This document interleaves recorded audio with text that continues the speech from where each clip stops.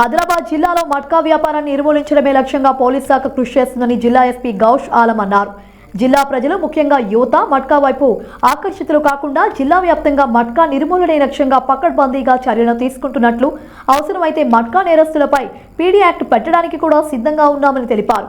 జిల్లాలో అక్రమంగా మట్కా నిర్వహిస్తున్న 9 మంది నిర్వాహకులను పోలీసులు అరెస్టు చేసి 32,750 రూపాయల నగదుతో పాటు మట్కాకు సంబంధించిన చిట్టీలను స్వాధీనం చేసుకున్నారు. ఈ సందర్భంగా మీడియా సమావేశం నిర్వహించి వివరాలు వెల్లడించారు.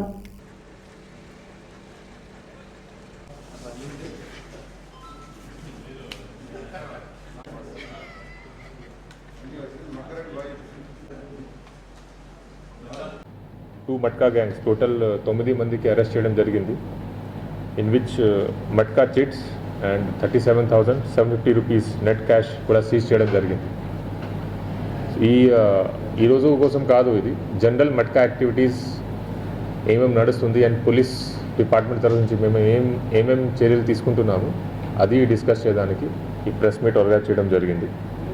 ముఖ్యంగా ఆదిలాబాద్ సబ్ డివిజన్లో under leadership of SDP Adilabad Jeevan Reddy, town inspectors, then Janath Inspector Sainath, Town Inspector Satyanarayan Ashur, and all other officers, SI Garu, all other officers, on my instructions, they have started acting tough against all these matka organizers. మీకు figure గురించి చెప్తే last ఇయర్లో total 43 cases gambling యాక్ట్లో ఇది మట్కా గురించి registered అయింది. దీంట్లో total 116 అక్యూజ్కి arrest చేయడం జరిగింది. Total net cash seizure was ₹6,54,000. ఇది last year figure.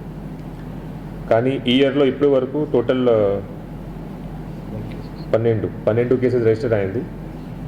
Total 41 persons have been arrested in this, in which more than 1 lakh rupees have been seized. These are general figures.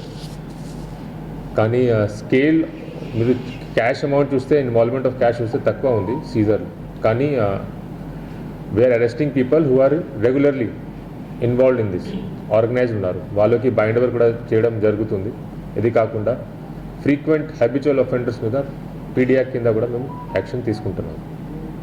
Now why it is important, why stopping this is important, just 2 minutes నేను మాట్లాడతాను.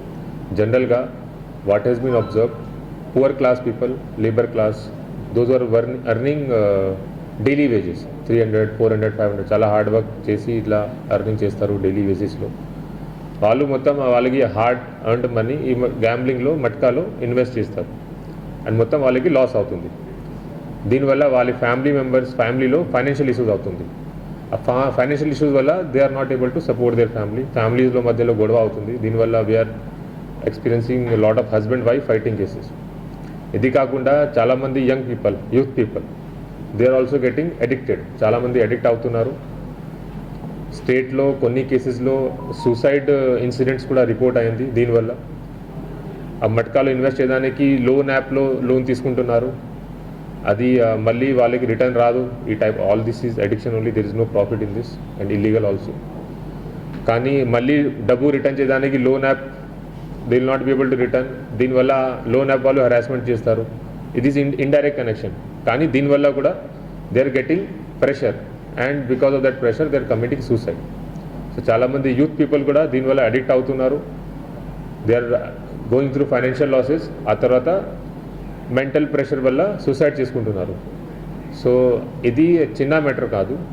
Gambling and matka వల్ల poor class people, their family is getting ruined. తర్వాత youth people, their future is getting రియూన్డ్.